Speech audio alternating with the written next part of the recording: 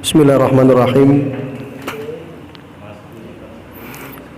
Assalamualaikum warahmatullahi wabarakatuh.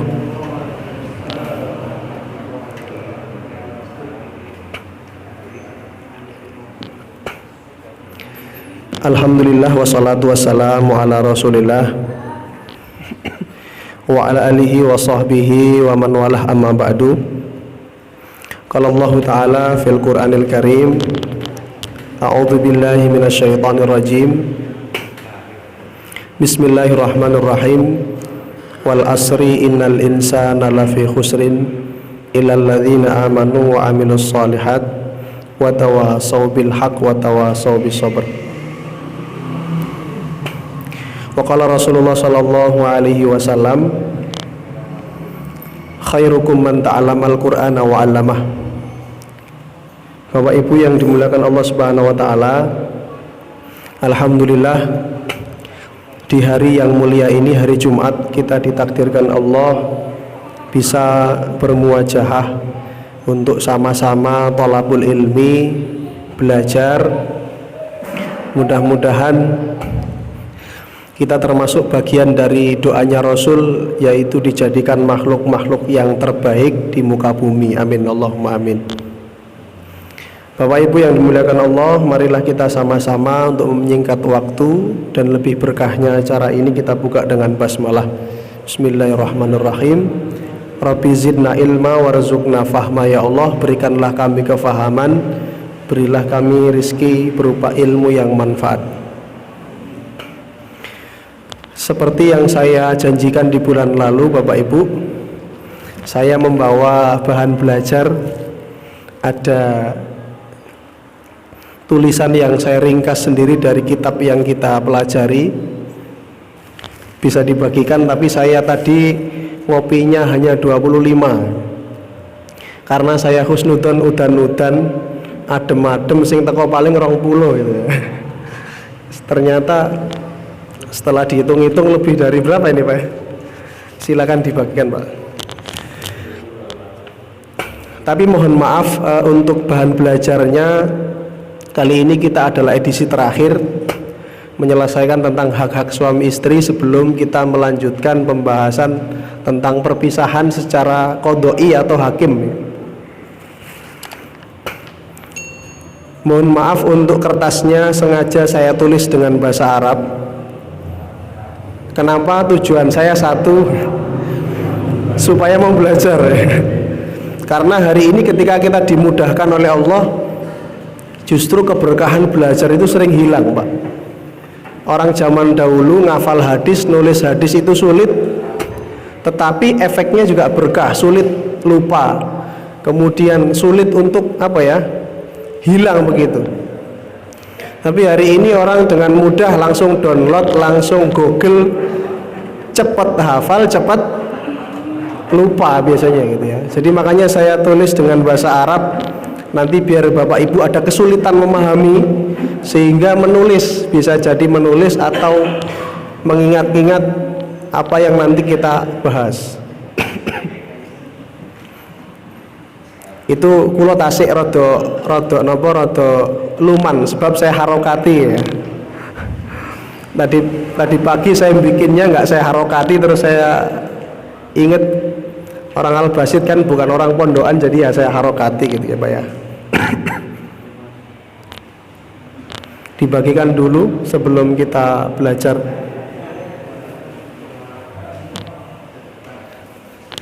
Itu bisa dipahami, Pak ya, ringkasannya ya. Sakit ya? Insyaallah.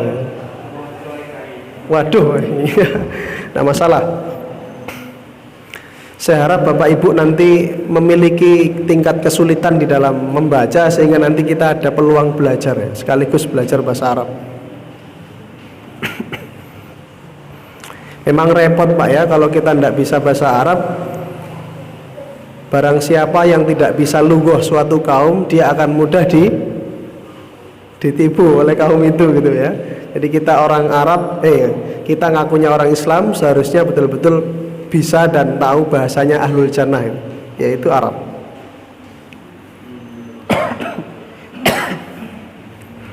Baik, langsung sudah terbagi semua. Sampun nggih. Tulisan Arab itu saya ketik sendiri dengan tangan saya lewat laptop. Terus kemudian kita tulis seperti ini supaya mempermudah untuk menginventarisir ilmu. Bapak Ibu yang dimuliakan Allah, yang paling atas itu adalah bacanya hukukun baina az-zaujain. Hukukun itu adalah jamak dari hak-hak, ya. Artinya yang judul di atas sendiri itu adalah hak dan kewajiban suami istri. Ya, rangkumannya di sini. Nanti kita yang sudah sampaikan sebelum-sebelumnya kita bacain ulang sekaligus kita sedikit pahami pengertian yang benar. Jadi apa yang saya ringkas ini merangkum apa yang dikatakan dan ditulis oleh beliau pengarang kitab Fikih Sunnah ini, bahwa hak dan kewajiban suami istri itu bukan cuman sekedar 1, 2, 3 sampai 5. Ya, yang beliau hasil riset dari kitab-kitab fikih itu ada kurang lebih 16, satunya sekitar 12-an atau berapa itu. Kalau kata Ustadz Abdus Somad seperti yang saya pernah sampaikan, kan kalau hak kewajiban suami kan sandang, pangan, papan, pendidikan, sama terakhir kasih sayang. Nggih. Nah, di sini kita jabarkan lagi. Yang sebelah kanan kita atau sebelah kirinya kertas itu judul yang paling sini, hukukuz zauji. Hukukuz zauji itu berarti haknya suami terhadap istri, berarti yang sebelah sini itu adalah kewajiban istri. Apa yang harus dilakukan istri dan apa yang akan didapat seorang suami. Nggih. Baik, kita langsung baca satu persatu supaya lebih bisa efektif waktunya. Yang pertama, at-ta'atu fima ya'muruha. At-ta'atu artinya taat, fima terhadap apa saja, ya'muruha yang menjadi perintah apa? Suami. Taat terhadap perintah suami. Di situ saya tulis at-ta'atu pakai huruf alif lam. Maknanya ketaatan seorang istri kepada suami itu tidak mutlak.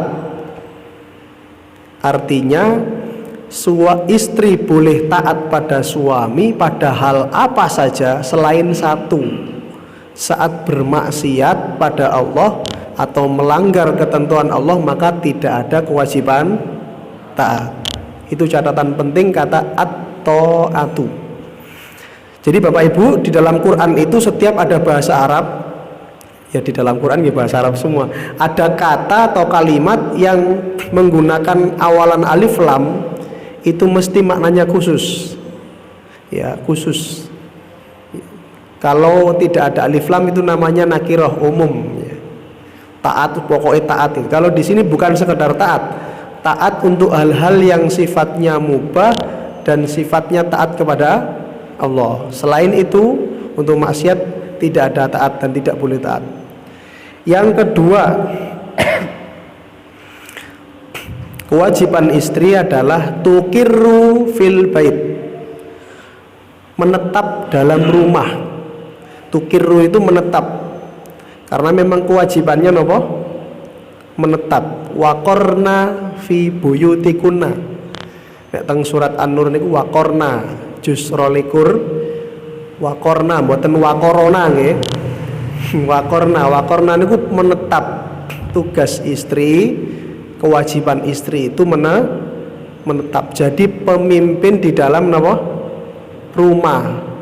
Makanya Allahu yarham Syekh Ali Jabir niku pernah bilang, urusan luar rumah urusan suami.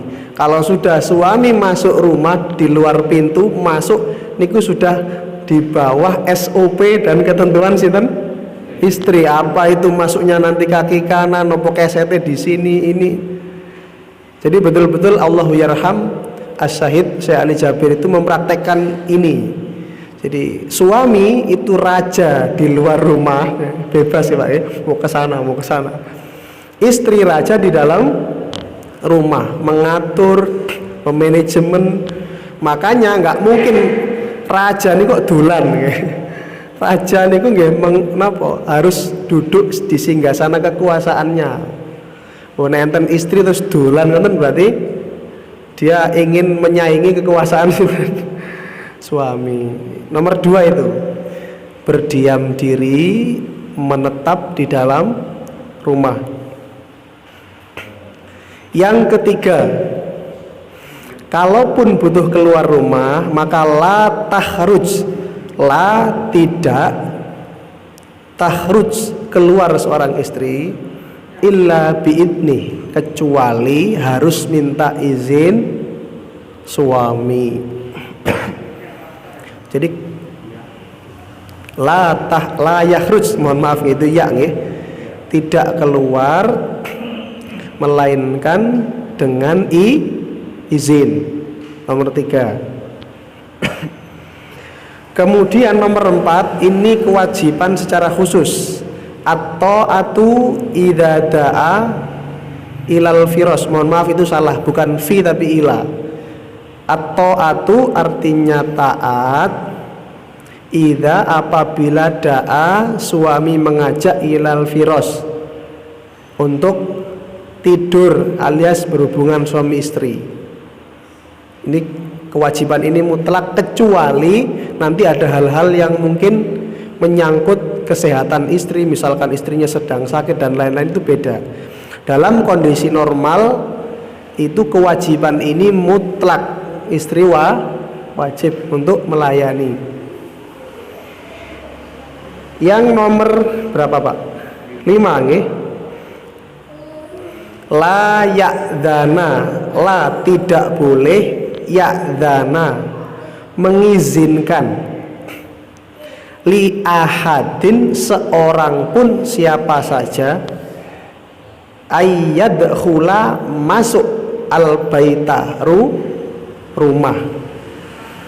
Jadi dalam persoalan ini siapapun yang masuk rumah ya selain mahram maka semuanya harus dengan izin suami. Jadi tidak boleh memasukkan orang luar selain mahram, adik, ibu, paman, pak de, bude dan sebagainya. Ya jadi kalau mahram niku mboten usah izin. Misalkan enten bapak yang mlebu ya mboten usah izin suami. Tapi kalau napa namanya bukan mahram, anaknya pak de keberapa gitu ya. Itu nanti tetap secara garis syariat kewajiban istri minta nopo izin. Karena yang seperti yang sudah kita bahas, jangankan dengan yang jauh-jauh itu, dengan iparnya saja ya. Jadi kalau kita sudah menikah itu kemudian istri kita atau suami kita punya adik, itu kan apa hubungannya? Ipar nggih. Mahram napa mboten?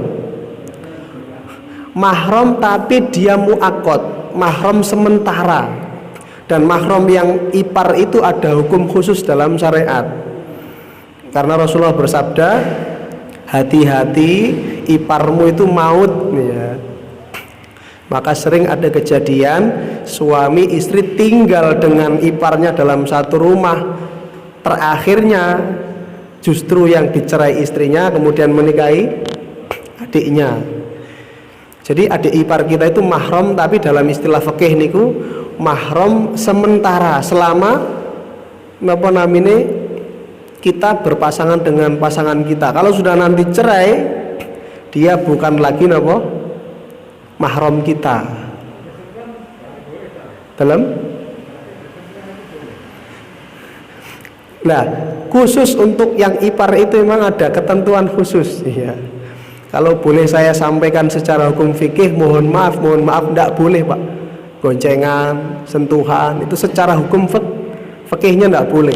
Karena dia bukan mahram hakiki, dia mahramnya karena sebab musaharoh. Musaharoh itu pernikahan. Aslinya orang lain. Nonton. Secara hukum fikih tidak boleh sebenarnya. Cuman secara adat, ya namanya adat itu sekali lagi dosanya itu kadang-kadang orang menganggap biasa.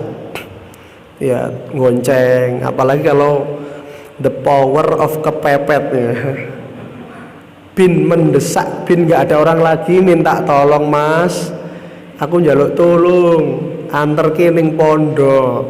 Waduh, diserahno tukang ojek iku ya mosok tukang ojek sing gonceng tak gonceng iku ya ini urusan kondisi nanti dalam hukum fikih fleksibel ya, tetapi secara hukum dia tidak boleh disentuh karena haram sebenarnya.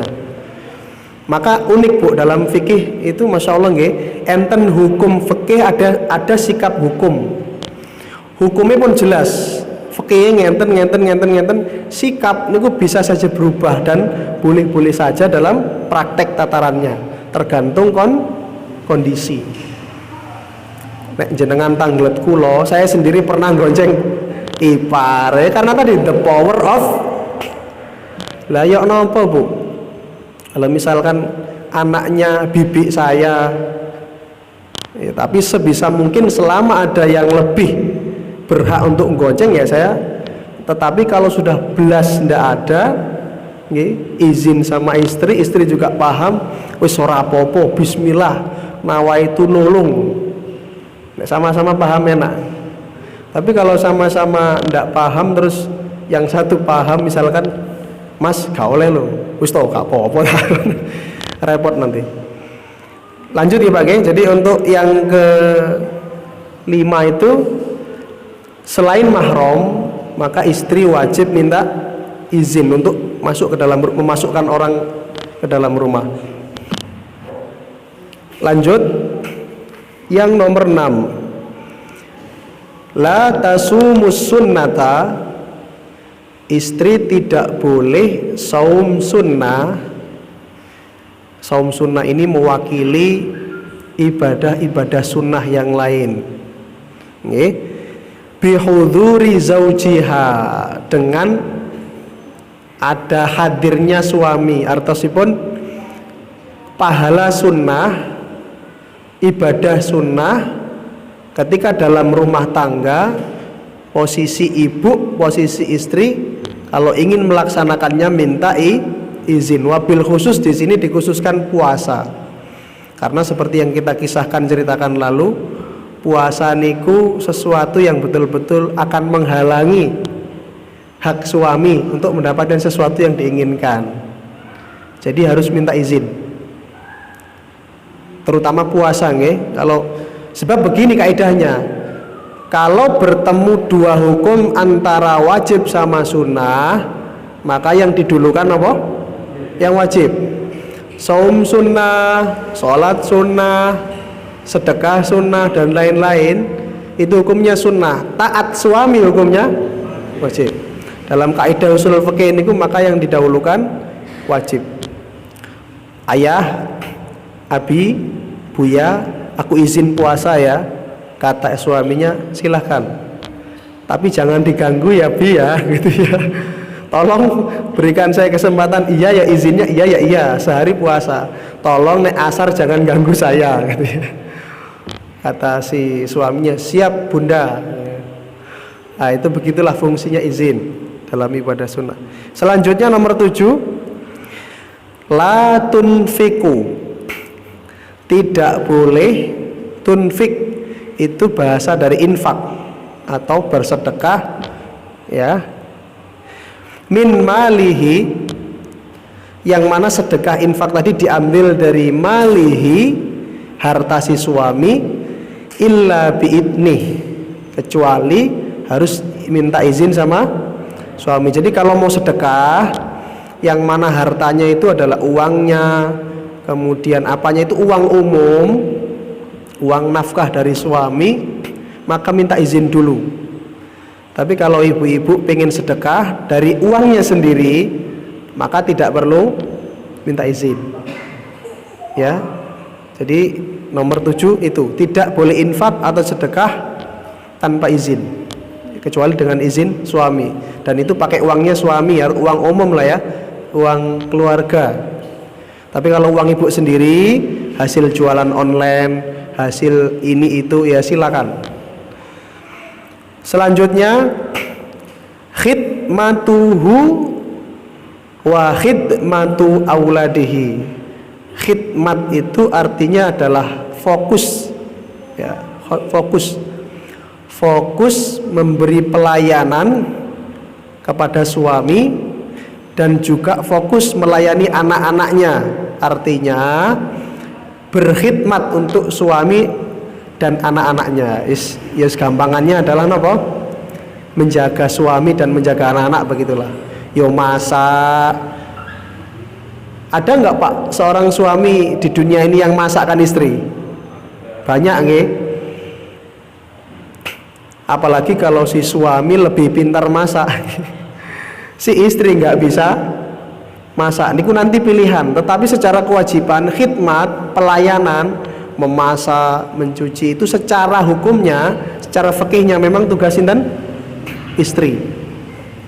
Maksudnya di sini khidmat pelayanannya, kasih makan, memasakkan, mencucikan secara hukumnya. Tapi prakteknya lagi-lagi dalam urusan fikih ini fleksibel.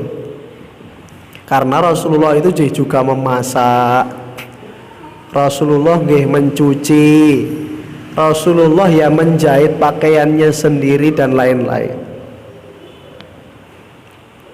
Ngedusi anak niku kewajibannya sinten? Sinten Pak? Mosok Bapak Pak? Ya secara hukum fikihnya, secara seharusnya artinya khidmatnya itu ya istrinya, ngedusi anak-anaknya, masakan ini. Tetapi iya lagi-lagi itu fleksibel. Ya. Kenapa di dalam buku fikih ini dikaitkan dengan istri yang wajib? Ya karena memang urusan mandi, urusan di dalam itu kan yang betul-betul 24 jam di rumah sinten? Istri. Kayak saya pribadi, anak saya baru umur setahun, itu kalau pagi saya yang mandikan. Ya, pokoknya kalau saya di rumah, saya berusaha bisa bantu merasakan tugasnya istri, saya mandikan. Kadang ya saya dulangnya, nggak apa-apa diarani nopo bapak rumah tangga gitu, nopo itu mulia. Okay. Tetapi kalaupun istri yang mengerjakan itu lebih baik. Suami mungkin tugasnya adalah seperti dalam surat Al-Baqarah, wa 'alal mauludi lahu rizquhunna wa kiswatuhunna bil ma'ruf. Teknis dalam rumah itu istri, perlengkapan yang melengkapi kemudian fasilitas itu suami niku adil. Sing golek niki. Kalau merasa kesulitan gitu tinggal dicarikan pembantu. Lanjut. Khifdu irdiha. Khifdu artinya menjaga, irdi artinya kehormatan, ha itu si istri. Jadi tugasnya istri menjaga kehormatannya. Wa malihi dan menjaga hartanya suami. Wa auladihi dan menjaga anak-anaknya. Ini menjaga.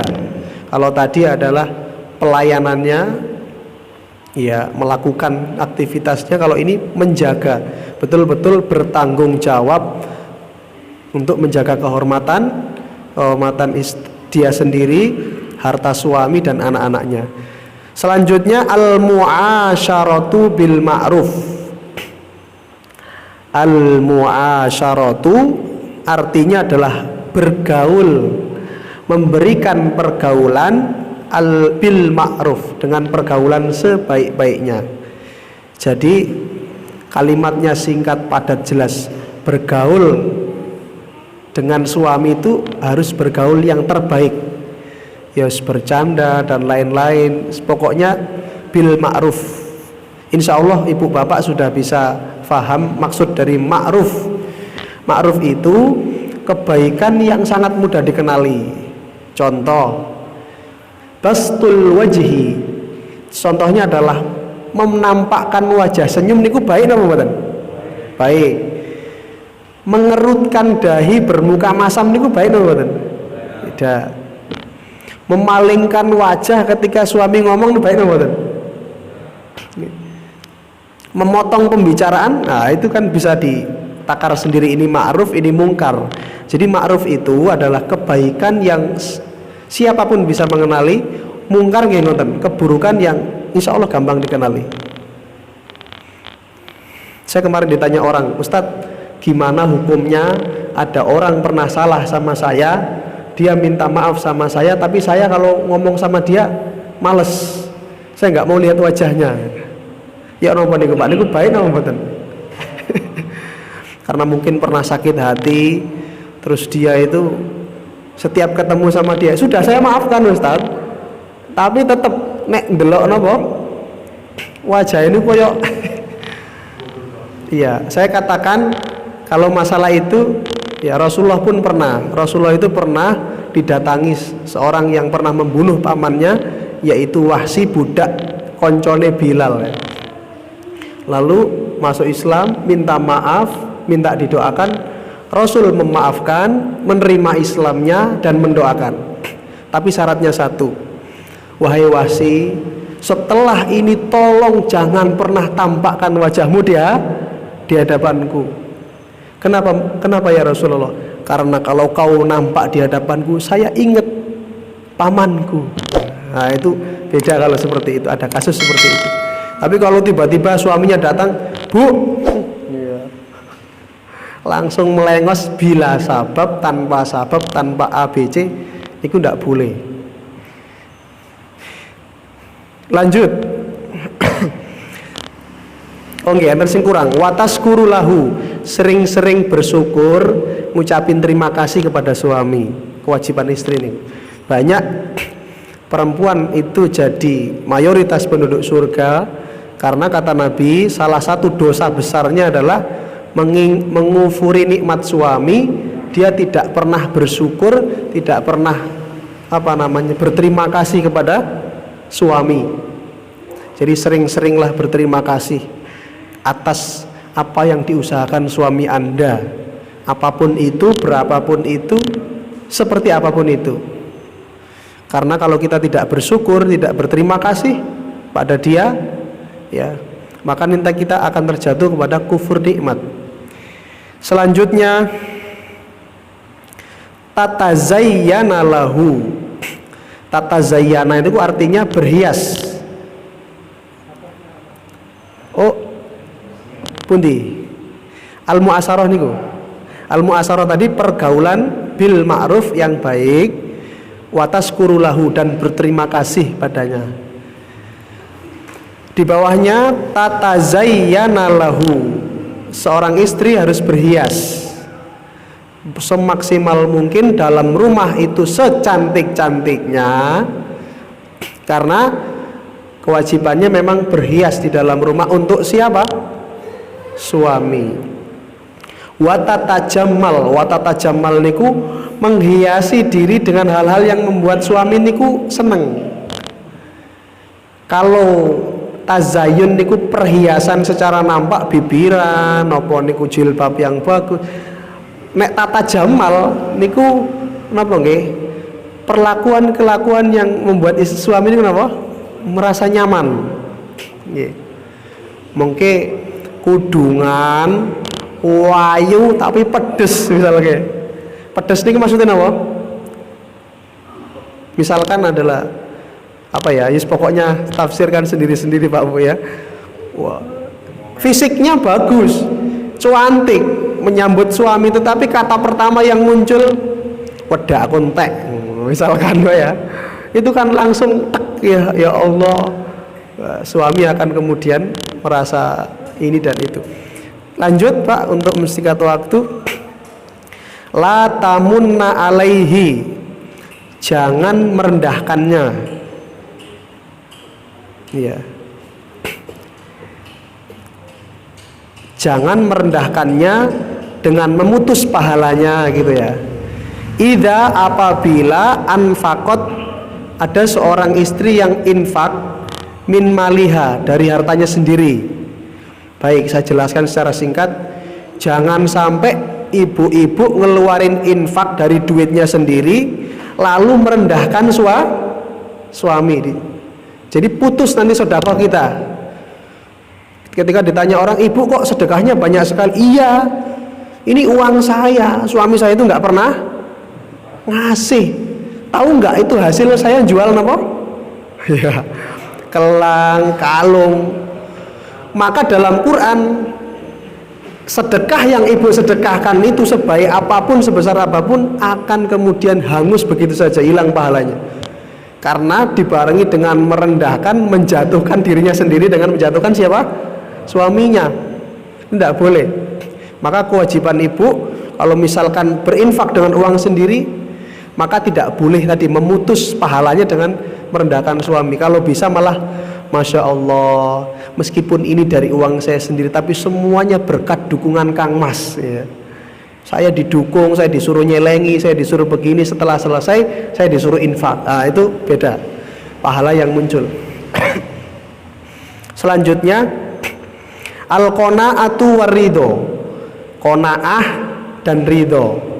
Qanaah niku merasa cukup dengan apa yang ada. Ridho itu nggih, ridho niku lebih dari cinta. Maksudnya dia merasa cukup dengan apapun yang bima akto. Jadi itu terjemahnya begini Pak, cukup, merasa cukup atau qanaah, dan meridhoi semua pemberian suami ya, min ghairi, tanpa taklif, membebani suami dengan sesuatu. Jadi jangan sampai seorang istri sudah nggak qanaah, tidak merasa cukup, kayak ngonten muring-muring, setelah ngonten menuntut yang betul-betul membuat suami terbebani, nggak bisa tidur, ubannya semakin putih. Pak, saya pokoknya anakku ini harus dibelikan apa?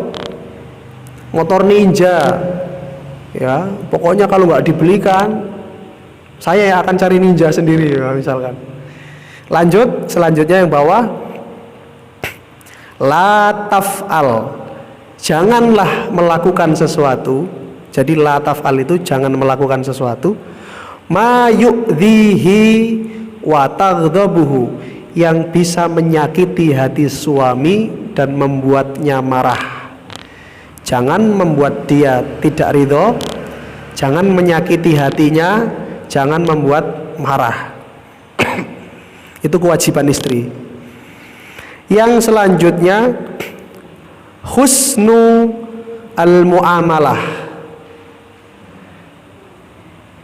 berbuat baik sebaik-baiknya, liwalidayhi wa aqaribihi, liwalidayhi dengan bapak ibunya suami, dengan mertua, wa aqaribihi, dan kerabatnya suami. Jadi seorang istri wajib husnul muamalah, perlakuannya harus terbaik dan sebaik-baiknya kepada mertua. Pokoknya dimusyawarahkan dengan suami, gimana nih saya harus bersikap, begini.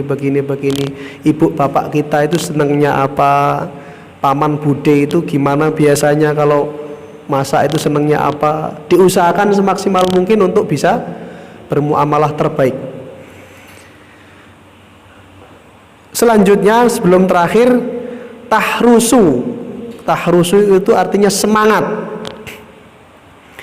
alal hayati ma'ahu, semangat untuk bisa terus hidup bersama dia. Jadi betul-betul kalau rasa ini dijaga, maka cinta itu akan awet sampai tua. Jadi hidup itu seorang istri harus semangat menemani suami dari suka sampai baik suka maupun duka. Semangat Bu, jangan semangat ketika sukanya, lalu ketika dukanya menghindar, menjauh. Bahkan kalau saran saya, semacam semangat ini bisa ditunjukkan dari pergaulan sehari-hari. Kalau bisa semakin tua semakin sing praktek saged mraktekaken niki jarang. Tambah tuwek tambah mesra niku jarang. Goncengan ngoten mbok napa wis malah dikongkon napa budalo dhewe Bu nggih dirangkul titik emoh padahal dulu waktu masih muda itu Masya Allah Pak kepreset kena apa namanya kepreset ada kulit pisang itu malah ditampani gitu wah dilus-lus sing loro jempole sing dilus-lus napa jitoke tahan apa. Nah itu waktu muda. Saran saya semangat ini bisa ditunjukkan dengan sikap keromantisan, sholat malam bersama. Dalam hadis itu disebutkan rahimallahu rajul atau imru'un, Allah merahmati seorang laki-laki kalau dia malam harinya bisa bangun ngurusi dirinya, sholat dulu minta sama Allah, lalu kemudian pergi menuju keluarganya, nyiprati air ke wajah istrinya, membangunkan dia, menggandeng tangannya, sholat bareng-bareng atau bareng-bareng langsung juga boleh. Tapi dalam hadisnya itu dia sholat dulu, ibadah dulu, minta sama Allah, doa sesuatu yang nggak harus diketahui istrinya dulu, mendoakan dia dalam diam, dibangunkan. Istri pun begitu dalam hadisnya, rahimallahu imro'atun, Allah merahmati perempuan yang malam-malamnya dia bisa bangun sementara suaminya ngorok. Setelah itu dia dengan mesra, dengan perasaan cinta membangunkan suaminya, ayah bangun, awake dhewe umure wis 70, yuk sholat bareng. Tapi kenyataannya semakin tua orang-orang ini semakin apa? Repot Pak, ngerasa membangun guys, ngorok dewe-dewe. Maka beruntunglah Bapak Ibu yang sekarang masih bisa bercanda meskipun anaknya sudah besar-besar, cucu-cucu, bisa mesra, bisa guyon, bisa lain-lain, ngulangi masa-masa indah dulu. Coba Bu, kepreset Bu ya, tak tolong sampean ya kan, guyon dan lain sebagainya. Terakhir untuk kewajiban istri adalah tahidda, itu bukan tahiddu, idamata arba'ata ashur wa asro, setia dengan ketika suami meninggal maka dia napa ngarani masa iddah, melakukan masa iddah selama berapa? 4 bulan 10 hari. Jadi kesetiaannya ditunjukkan sampai wafat pun ya. Di samping ada hikmah-hikmah banyak sekali tentang iddah itu, paling tidak dia tidak keluar rumah ya, kecuali ada uzur yang sangat darurat ya. Berapa hari? 4 bulan 10 hari. Ada orang kemarin di Mojo Agung ditinggal suaminya, masih muda Pak, janda tapi masih muda, anaknya 3. Itu bilang ke saya, Ustadz, saya mau ngaji nih, tapi saya masih masa iddah. Kata Abah Asik gitu ya, kata Abah Asik, itu awakmu kurang 13 dino, saya sabar nggak ke masjid, nggak kemana gitu ya. Saya undang ke rumah saya untuk silaturahim, terus beliau bilang, mohon maaf Ustadz, saya masih masa iddah, jadi saya belum boleh keluar. Oh iya Bu, mantap begitu kan.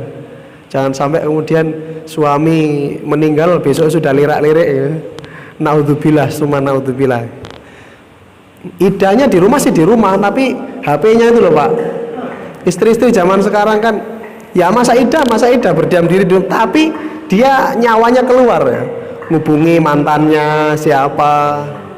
Aku kurang 13 hari lagi nih, gimana ini? Selamatkan aku ya kan, naudzubillah. Kesetiaannya sudah hilang nih. Kemudian selanjutnya sebelah sini itu adalah hukukuz zaujah. Di sini kewajiban suami.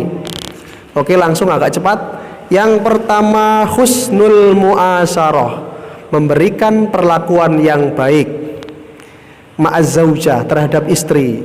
1. Husnul mu'asarah. Jadi husnul mu'asarah itu adalah perlakuan terbaik.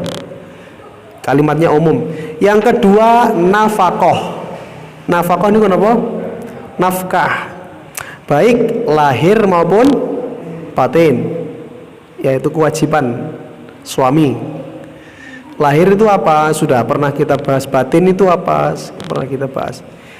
Yang ketiga al-kiswah. Kiswah niku maringi klambi. Wajib nyandangi, sandang, pangan. Nafkah termasuk pangan tadi ya. Sandang. Pernah kita jelaskan berapa kali kewajiban seorang suami memberikan baju? Minimalnya setahun 2 kali. Pun setahun pisan Pak, selak suwek ini. Ludes ya. Jadi minimalnya 2 kali mazhab Hambali. Nanti yang lain ada yang setahun 1 kali, ada yang tidak wajib. Jadi sekali lagi pendapat fikih, tapi jumhur paling tidak setahun 2 kali lah, 6 bulan sekali, atau silakan diatur teknisnya. Itu minimal Pak.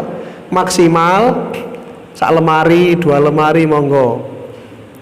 Tapi saran saya pakaian jangan banyak-banyak, sebab seluruh pakaian, seluruh rata itu ada hisabnya. Dipakailah yang perlu, kalau nggak perlu ya dibelikan sesuatu yang perlu. Saya di rumah itu sama istri komitmen 1 lemari harus bisa buat semuanya. Saya, pakaianku, pakaianmu, pakaian anak kita, tempat dolanan. Ya.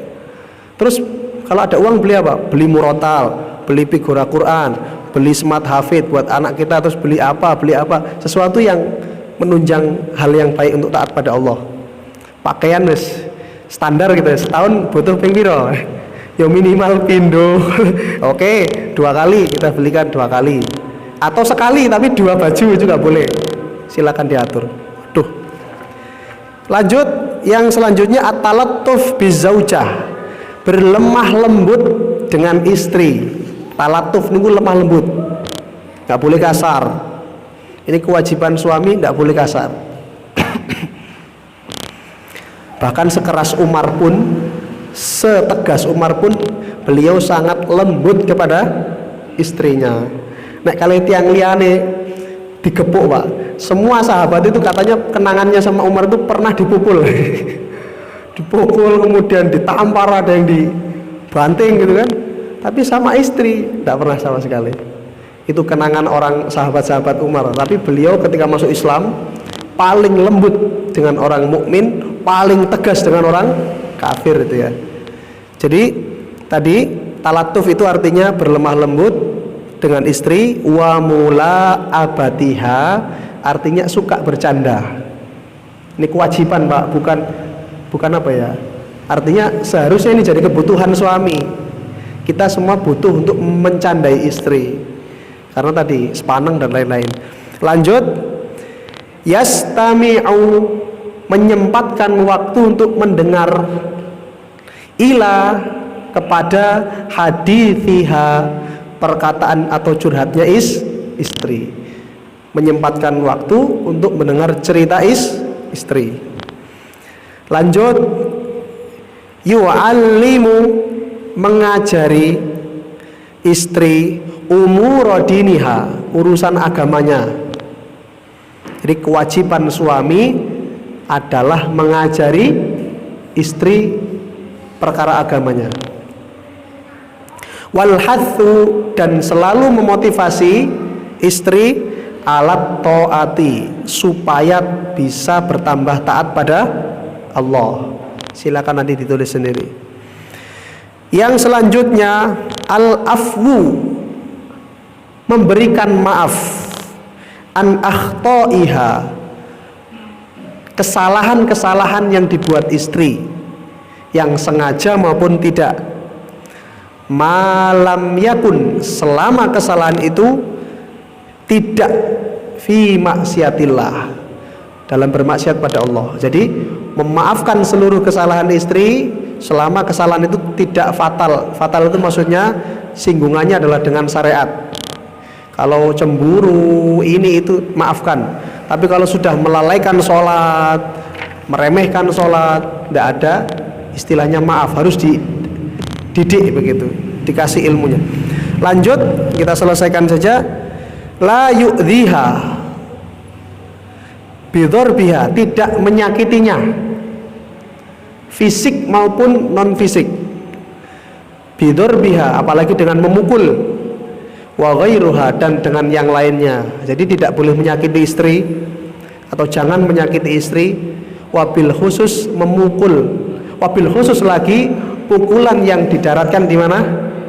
Wajah. Haram itu Pak, hadisnya sangat jelas, tidak boleh kita memukul wajah. Kalau pengen memukul boleh, asalkan pukulan mendidik, pukullah di mana? Selain wajah, dan itu ringan, jangan pukulan berat ya, kalau misalkan dia melakukan kesalahan yang perlu untuk dididik. Selanjutnya ya'dhanu, mengizinkan fil jamaah, untuk menghadiri jamaah salat, wa amrut ta'ah, dan perkara ketaatan lain, ngaji, kemudian kumpul-kumpul yang sifatnya ada pahalanya, dan mubah-mubah itu kalau bisa diizinkan. Terus yang selanjutnya la yansiru sirroha, tidak boleh menyebarkan sirroha, rahasia, wa aibaha, dan aib istri. Sebaliknya sama, tadi istri menjaga kehormatan, suami gak boleh nyebar rahasia, apalagi rahasia yang sifatnya sangat rahasia, urusan kamar tidur dan lain-lain. Kemudian yatazayyan, suami juga berkewajiban berhias, dandan Pak, sebagaimana tazayyanal mar'atu, istri juga wajib nopo berdandan. Jadi kewajiban dandan itu bukan hanya istri, tapi kewajiban suami juga, sing ganteng nanti gimana ya? Dari sawah kok dikongkon dandan Ustaz. Maksudnya ini kondisi normal gitu, mantun dugi sawah nggih atus, kemudian dan lain-lain. Silakan diaplikasikan sendiri. Selanjutnya yang bawah, husnudzon biha, selalu mengutamakan apa? Husnudzon. Jangan sampai curigaan, kecuali betul-betul ada bukti yang jelas. Jangan sampai curiga. Diutamakan napa? Husnudzon, karena husnudzon itu pahala, suudzon itu dosa. Yang terakhir al-adlu, berusaha bersikap adil, wabil khusus bagi bapak-bapak yang punya istri 4 napa telu, lebih dari 1. Dan adil ini kalau dibahas panjang Pak, nanti mungkin tempat tinggalnya, hari-harinya, kapan kesini, kapan shopping sama ini, itu betul-betul diusahakan adil. Dan yang terakhir tulisan bawah-bawah itu adalah hak bersama, kewajiban bersama, ada 4. Yang nomor 1 khilul istimta, saling berusaha, saling membahagiakan. Nah ini kewajiban dan hak bersama. Jadi khilul istimta itu artinya saling berusaha membahagiakan pasangan dengan cara apapun, itu kewajiban dan hak bersama. Nomor 2 subutut tawarus, saling mewarisi. Jangan sampai kalau suaminya meninggal nggak mau dapat ini hak dan kewajiban, masing-masing berhak dan wajib mewarisi dan mendapatkan warisan. Yang nomor 3 al-mu'asarah bil ma'ruf, pergaulannya harus yang terbaik ya. Yang terakhir subutu hurmatil musaharah bainahuma, artinya tetapnya keharaman. Saya bahasakan Pak, saya pilihkan bahasa yang paling gampang. Jadi yang keempat ini adalah berlakunya hukum-hukum yang jatuh setelah pernikahan. Contoh adalah mahram. Jadi tetapnya hukum mahram. Misalkan kalau sama iparnya ya berlaku mahram tadi. Kemudian sama yang ini ya. Pokoknya setelah menikah, apa yang terjadi setelah menikah itu ketetapannya harus sama-sama saling menjaga. Ya, kalau saya tidak boleh goncengan sama adik ipar saya, itu harus sama-sama saling menjaga dan melakukan begitu. Itu kewajiban bersama. Jangan sampai saya gonceng saya tidak mau terus istri saya kemudian mau digonceng adik saya misalnya begitu. Harus betul-betul diterapkan apa yang terjadi konsekuensi setelah menikah. Alhamdulillah semua sudah saya bacakan. Sudah saya bacakan semuanya. Mudah-mudahan kertas ini membawa manfaat. Tolong disimpan untuk kenang-kenangan lah, paling tidak bisa ditulis lagi ulang di buku. Saya khawatir dibuat bungkut selombok ya Pak ya.